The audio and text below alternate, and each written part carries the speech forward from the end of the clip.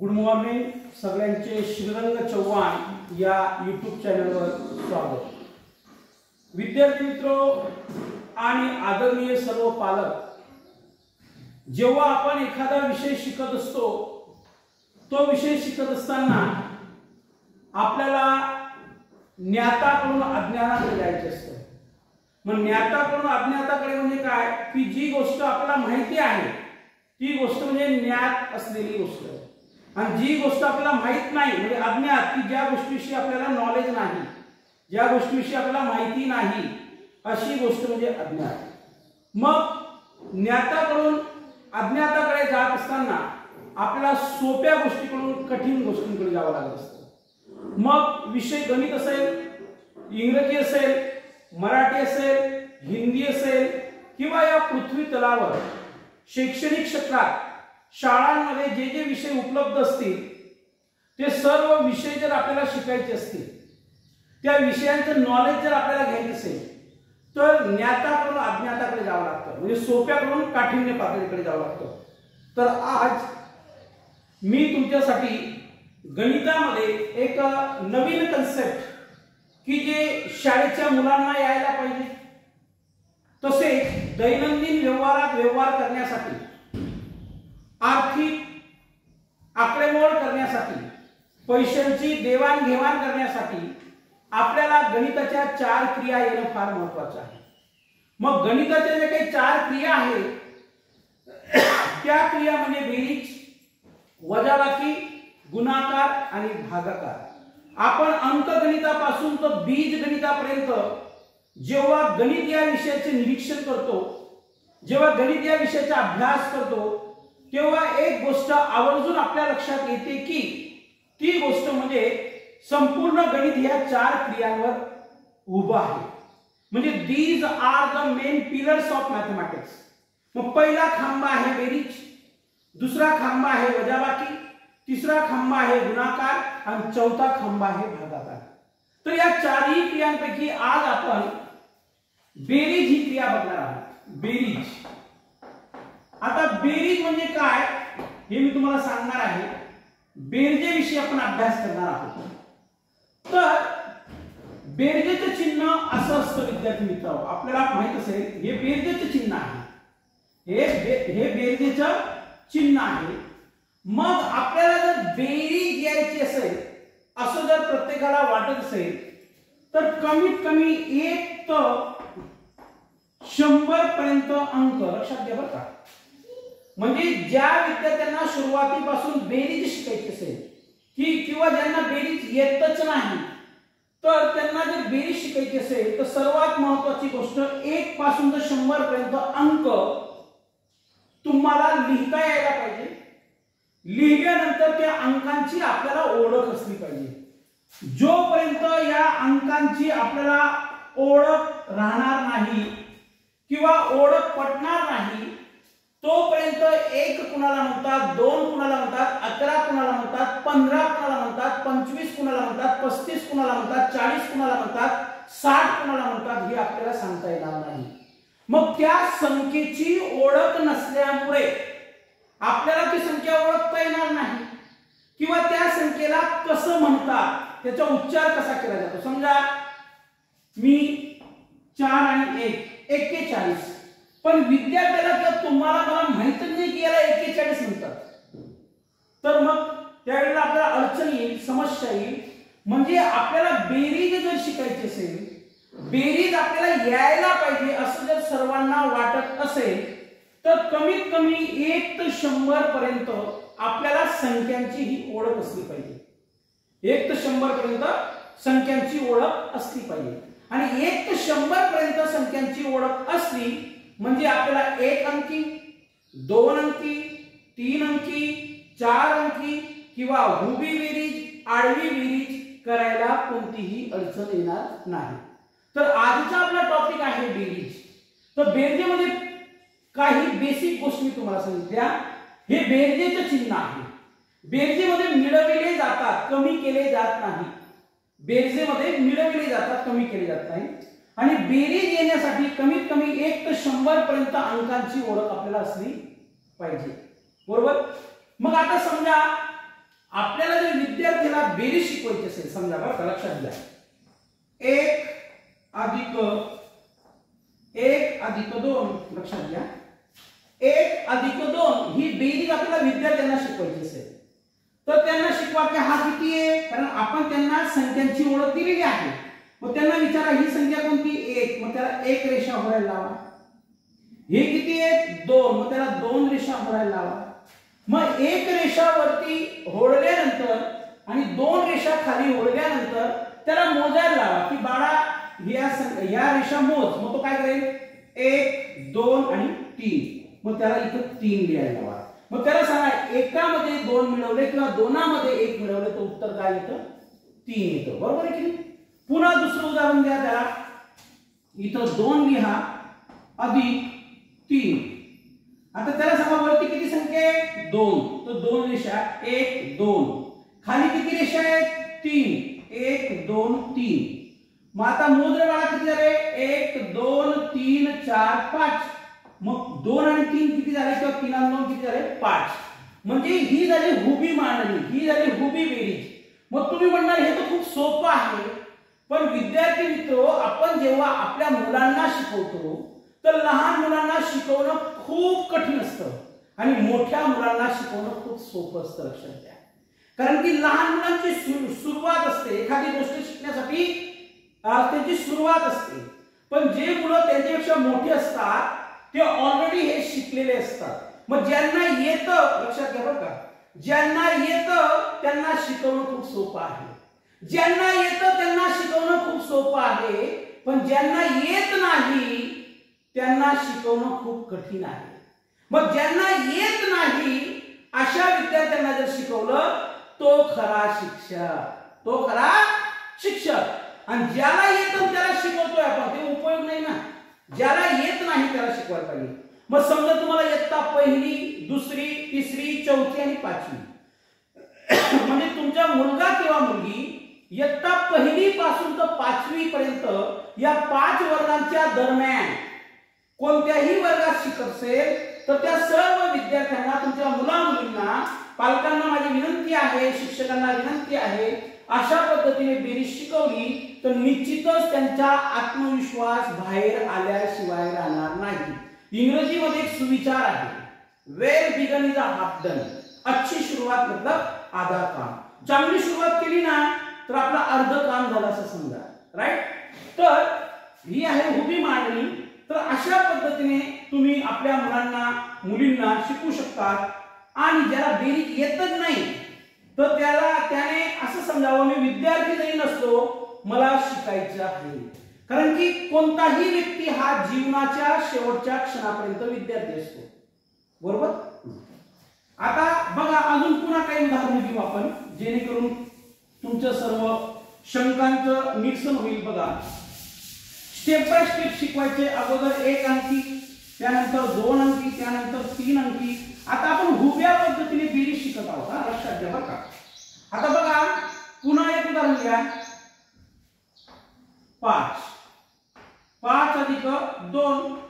मग विद्यार्थ्याला सांगायचं, त्याच्याकडून संख्या ओळख सुद्धा आपल्याला करून घ्यायची की सांगेवाळावरती किती आहे, 5. मग त्याला सांगा इथं 5 रेषा ओढ, 1 2 3 4 5. खाली किती रेषा आहेत बाळा, 2. मग 2 रेषा मोजायला लावा, 1 आणि 2, आणि त्याला सर्व रेषा मोजायला लावा, क्रमाने मोजायला लावा. मग तो काय करेल, 1 2 3 4 5 6 आणि 7. मग तो तुमचा मुलगा किंवा मुलगी जसं जसं उत्तर देईल तसं तसं तुम्हाला आनंद होईल. म्हणजे he or she will get confidence to solve 1 digit addition. इंग्रजीमध्ये जर बोलायचं झालं तर, कळलं का. बघा, अजून एक उदाहरण द्या त्याला किंवा तिला. इथं लिहा 7 अधिक 3. मग त्याला सांगा की वरची संख्या किती आहे. मग तो मुलगा किंवा मुलगी सांगेल 7 आणि खालची संख्या किती आहे, 3. मग त्याला 7 रेषा ओढायला लावा, 1 2 3 4 5 6 आणि 7. खाली किती संख्या, 3. मग त्याला 3 रेषा ओढायला लावा, 1 2 3 आणि सर्व रेषा मोजायला लावा. तर 1 2 3 6 7 8 9 10 आणि त्याला सांगा मला आता किती आलं उत्तर 10. तर अशा पद्धतीने एक अंकी बेरीज तुम्ही तुमच्या मुलांना किंवा मुलींना शिकवू शकता. बरोबर आहे की नाही? शिकवू शकतात. त्याच्यानंतर इकडे बघा, त्याच्यानंतर ही झाली हुबी मांडणी, ही झाली एक अंकी संख्येची हुबी मांडणी. आपल्याला जर एक अंकी संख्येची आडवी मांडणी करायची असेल तर त्याच्यात काही फरक असतो का समजून घ्या. आता लक्षात घ्या की आपण बेरीज हा प्रकार बघत आहोत, बेरीज हा टॉपिक आपण शिकत आहोत. समजा की 7 अधिक 2 बरोबर किती? लक्षात घ्या बघा, 7 अधिक 2 बरोबर किती? मग लक्षात घ्या की आपण त्याला अगोदर हुबी मांडणी शिकवली, पण 7 अधिक 2 म्हणजे 9 आणि हुब्या मांडणीमध्ये जरी लिहिलं 7 अधिक 2 म्हणजे 9. ही संकल्पना, हा डाऊट, ही समस्या, ही अडचण आपल्या लेकराची सोडवून द्या. लक्षात घ्या. माझा एक मंत्र लक्षात घ्या. पालकांना विनंती आहे, मी तुमच्या भावासारखा आहे, मी तुमच्या मुलासारखा आहे. फक्त शाळेत शिक्षक काय शिकवतात याच्यावर अवलंबून राहू नका. गुरुजी किंवा सर शाळेत आपल्या मुला मुलींना किती शिकवतो त्याच्यावर अवलंबून राहू नका. घरी सुद्धा आपल्या मुलाच्या मुलीच्या अभ्यासासाठी प्रयत्न करा, कष्ट करा. हे स्पर्धेचे जग आहे. नाही तर आपण म्हणतो मुलगा शाळेत गेलेला आहे, मुलगी शाळेत गेलेली आहे, बरोबर, पण ती गोष्ट न करता घरी सुद्धा एक जबाबदार पालक म्हणून आपण अभ्यास घेतला पाहिजे. तर अभ्यास आपण जेव्हा घेतो का तेव्हा फक्त आपण आपल्या मुला मुलींना शिकवत नाही, आपण सुद्धा त्याच्यातून शिकतो. आणि जेव्हा आपण एखादी नवीन गोष्ट शिकतो तेव्हा 4 लोकांमध्ये बोलण्याची ताकद आपल्याकडे येत असते. लक्षात घ्या. बरोबर आहे. मग आता ही आडवी मांडणी, मग 7 अधिक 2, मग पुन्हा सांगा त्याला बाळा हे किती रे 7, मग त्याला 7 रेषा ओढायला लावा. 1 2 3 4 5 6 7 अधिक अधिक समजा किंवा दिलं काय अडचण नाही. हे किती रेषा आहेत बाळा 2, मग त्याला टोटल रेषा मोजायला लावा. 1 2 3 4 5 6 7 8 आणि 9. मग इथं काय येईल उत्तर 9. तर याच्यामध्ये तू 2 गोष्टी शिकतोय, सॉरी 3 गोष्टी शिकतोय. तुमचा मुलगा किंवा मुलगी 3 गोष्टी शिकतोय. लक्षात घ्या. पहिली गोष्ट काय शिकतोय, त्याला 1 ते 100 पर्यंत संख्यांची ओळख असल्यामुळे तो संख्यांची ओळख आहे त्याला, ही एक गोष्ट शिकला तो. दुसरी गोष्ट त्या संख्या तो मोजू शकतो म्हणजे काउंटिंग शिकला. आणि तिसरी गोष्ट म्हणजे उत्तर काय येणार आहे यासाठी त्याला आत्मविश्वास आहे. मग ही आहे आडवी मांडणी. मग बेरजेची आडवी मांडणी असली काय आणि हुबी मांडणी असली काय, उत्तर काय येणार आहे सारखं येणार आहे. अजून एक उदाहरण घेऊ बघा. 4 अधिक 3, मग त्याला सांगा बाळा ही किती आहेत संख्या, त्याला विचारा किती आहे संख्या 4, मग त्याला 4 रेषा ओढायला लावा. 1 2 3 4. हे किती आहे 3, 1 2 3. मोज रे बाळा किती झाले, मग तो मोजेल 1 2 3 4 5 6 7. मग इथं काय लिहा 7. म्हणजे तो जसं जसं तुमच्याकडून नवनवीन गोष्टी शिकेल का तर त्याला वाटेल माझी आई मला चांगल्या पद्धतीने शिकवते, माझे शिक्षक मला अतिशय उत्कृष्ट पद्धतीने शिकतात. तर तो मोबाईलचा नाद न करता, मोबाईल न बघता, जास्त टीव्ही समोर न राहता तो पुस्तकांवर प्रेम करायला लागेल. माझा शब्द आहे तुम्हाला लक्षात घ्या. मग तो जेव्हा पुस्तकांवर प्रेम करायला लागेल का, मग जो पुस्तकांच्या प्रेमात पडतो का लोक त्याच्या प्रेमात पडतात. लक्षात घ्या. जो पुस्तकाच्या प्रेमात पडतो ना लोक त्याच्या प्रेमात पडतात. बाकी कोणाच्या प्रेमात पडतात ती वेगळी गोष्ट आहे. बाकीचे लोक कोणत्या गोष्टीच्या प्रेमात पडतात ती गोष्ट वेगळी आहे. पण इथं जर आपण अभ्यास केला तर कुणी काय पैशांच्या प्रेमात पडतो, कुणी घराच्या प्रेमात पडतो, कुणी वेगवेगळ्या गोष्टींच्या प्रेमात पडतो, कुणी खाण्यापिण्याच्या गोष्टीत प्रेमात पडतो. आपण अभ्यासाच्या प्रेमात पडलं पाहिजे. बरोबर आहे की नाही. आणि जो अभ्यासावर प्रेम करतो का तर जग त्याच्यावर प्रेम करतो. कारण पुस्तकांपेक्षा दुसरा मित्र नाही हे तुम्हाला चांगलं माहिती आहे, तुम्हाला आणि मला. तर 4 अधिक 3 म्हणजे किती 7. पुन्हा त्याला शिकवा 6 अधिक 4. मग त्याला सांगा हे किती तर बेटा 6, मग त्याला 6 रेषा ओढायला लावा. 1 2 3 4 5 6. त्याच्यानंतर ही किती आहे 4, मग 4 रेषा ओढा 1 2 3 4, त्याला मोजायला लावा 1 2 3 4 5 6 7 8 9 10. म्हणजे हे किती झाले इथं 10. किती झाले 10. मग आपण उभ्या पद्धतीने बेरीज कशी शिकतात एक अंकी लक्षात घ्या विद्यार्थी मित्रो, आणि उभ्या पद्धतीने एक अंकी बेरीज कशी करतात ते सुद्धा मी तुम्हाला शिकवलेलं आहे. मग उभ्या मांडणीची बेरीज करत असताना काही नियम आहेत का? काही नियम नाहीत. आडव्या संख्येची बेरीज करत असताना काही नियम आहेत का? काही नियम नाही. नियम सारखे आहेत लक्षात घ्या. काय आहे? नियम सारखे आहेत. फक्त आपल्याला उत्तर काढता यायला पाहिजे आणि आपल्याला पाल्याला शिकवण्यासाठी आपल्याकडे योग्य ते तंत्र असलं पाहिजे, योग्य ते टेक्निक असलं पाहिजे.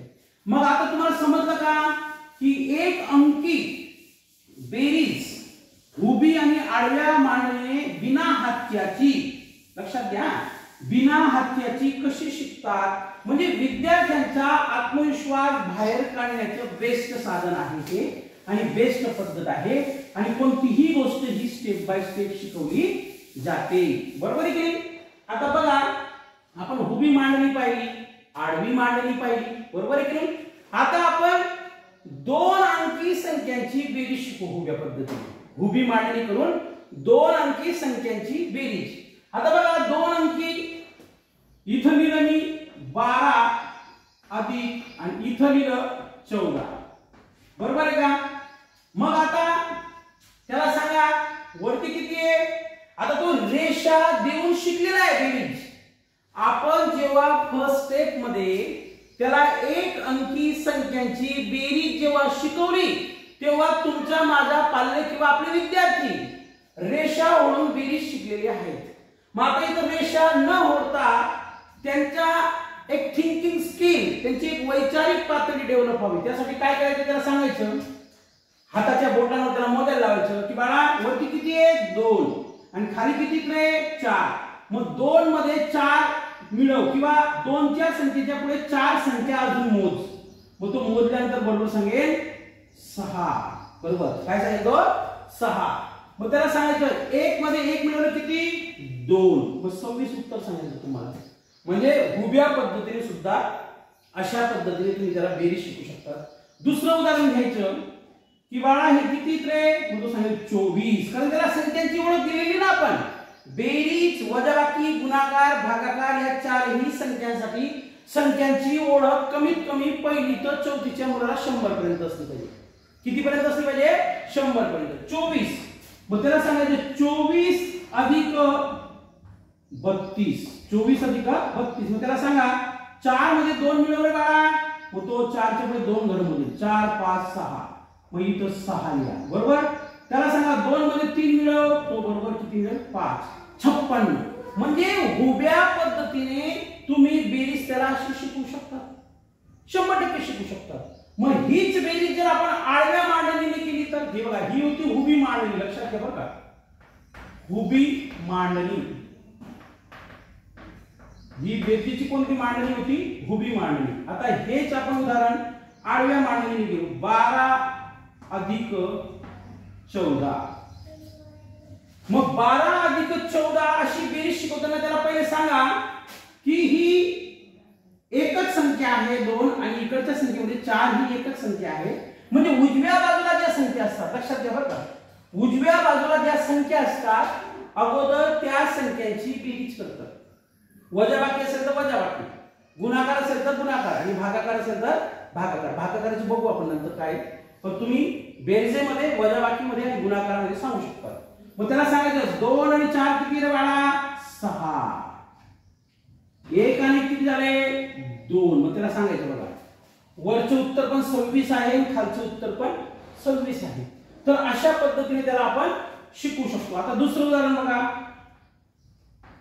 24 अधिक 32, 24 अधिक 32. मग त्याला पुन्हा सांगा 4 मध्ये 2 मिळव किंवा 2 मध्ये 4 मिळव.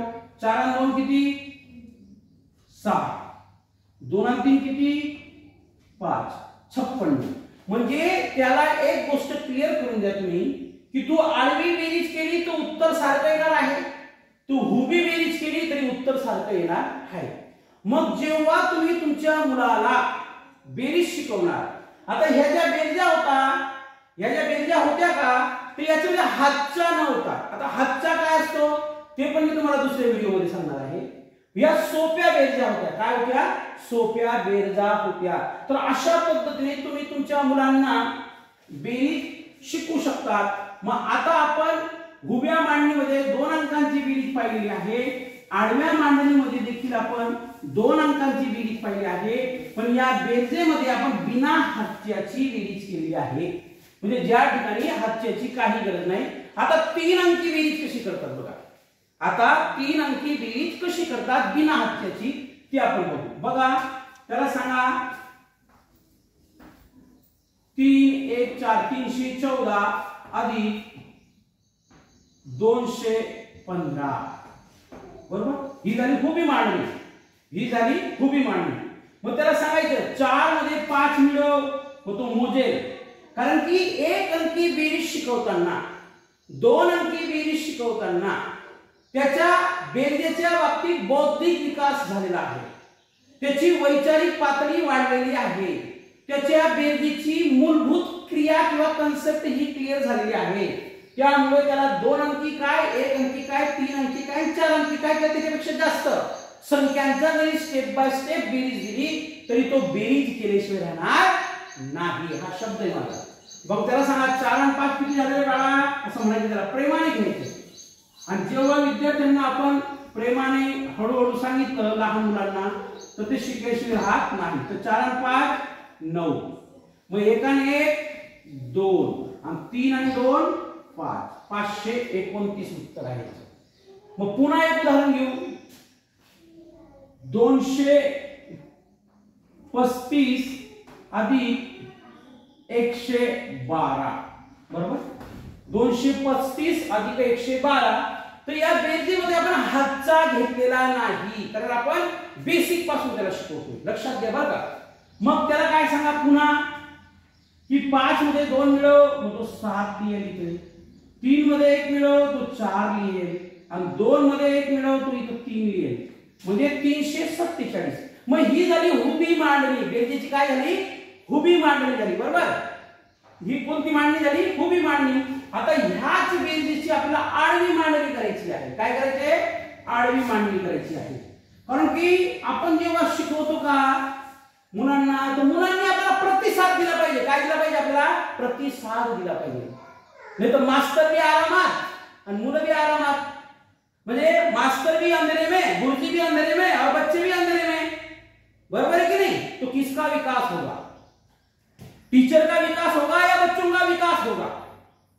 राइट. त्यामुळे एक शिक्षक म्हणून, त्यामुळे एक पालक म्हणून आपल्याला जितकं ऍक्टिव्ह राहावं लागेल, आपल्याला जितकं सतर्क राहावं लागेल, तितकं सतर्कतेने आपण आपल्या मुलांचा अभ्यास आपल्याला घ्यावा लागेल. बरोबर आहे की नाही? मग बघा आता आपण आडवी मांडणी करू.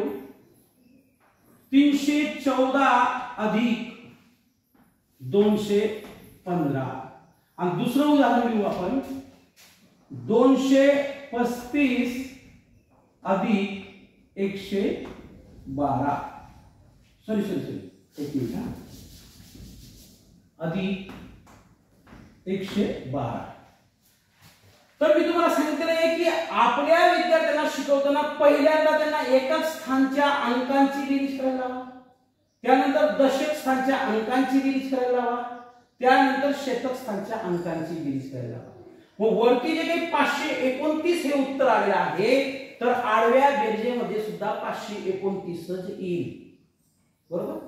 दुसरी गोष्ट, इकडचे उदाहरण समजवताना त्याला समजवा, त्याला किंवा तिला 235 अधिक 112. तर 5 आणि 2 ची बेरीज करायला लावा अगोदर, त्याच्यानंतर 3 आणि 1 ची बेरीज करायला लावा, त्यानंतर 2 आणि 1 ची बेरीज करायला लावा. आपल्याला उत्तर येईल 347 येईल. किती येईल? 347. बरोबर. तर आपल्या मुलांचं बेसिक क्लिअर करण्यासाठी किंवा बेरजेचा त्याचा पाया पक्का करण्यासाठी, फक्त बेरीज, कारण मी बेरीज शिकवतोय ना, तर बेरजेचा पाया पक्का करण्यासाठी पुन्हा रिवाइज करतो. त्याला बेरीज म्हणजे काय हे सांगा, बेरजेचं चिन्ह काय असतं त्या चिन्हाची त्याला ओळख करून द्या, बेरजेच्या चिन्हाची ओळख करून दिल्यानंतर त्या अगोदर त्याला 1 ते 100 पर्यंत अंक लिहायला लावा. लिहायला लावल्यानंतर ते अंक तुम्ही पुन्हा एकदा रिवाइज करा. त्याला किंवा तिला समजून सांगा आणि समजवल्यानंतर कोणताही अंक लिहा. त्याला सांगा हे किती आहे, या अंकाला या संख्येला कसं वाचतात, ही संख्या काय आहे ओळखायला लावा. काहीतरी 10 5 संख्या लिहा. त्याच्यामधून विचारा 15 कुठं आहे रे सांग बरं, 14 कुठं आहे या संख्यांमध्ये, 12 कुठं आहे, इकडे तिकडे विचारा. बघा इकडे तिकडे विचारल्यानंतर you can develop your thinking skill. तुम्ही तुमच्या मुलांची आणि मुलींची एक वैचारिक पातळी विकसित करू शकता. आणि जेव्हा विद्यार्थ्याचा बुद्ध्यांक वाढतो, त्याच्या बुद्धिमत्तेचा विकास होतो, त्याची बौद्धिक पातळी किंवा वैचारिक पातळी विकसित होते, वाढते, तेव्हा तो कोणतीही गोष्ट सोडवू शकतो हे तुम्हाला माहित आहे. बरोबर आहे की नाही? तर अशा पद्धतीने तुमच्या मुलांना तुम्ही 1 अंकी, 2 अंकी, 3 अंकी, 4 अंकी, 5 अंकी, त्यांचा जसा वर्ग असेल, म्हणजे पहिलीच्या मुलाला काय शिकवावं, दुसरीच्या मुलाला काय शिकवावं, तिसरीच्या मुलाला काय शिकवावं, 5वीच्या मुलाला कोणती विधी शिकवली पाहिजे, 6वीच्या मुलाला स्टेप बाय स्टेप कसं घेतलं पाहिजे, 7वीला त्याच्या पुढे काय शिकवलं पाहिजे. तर अशा पद्धतीने जर तुम्ही गेलात तर तुमच्या मुलाला भविष्यात बेरजेच्या संदर्भात कधीही कोणतीही अडचण येणार नाही. Thank you very much. धन्यवाद.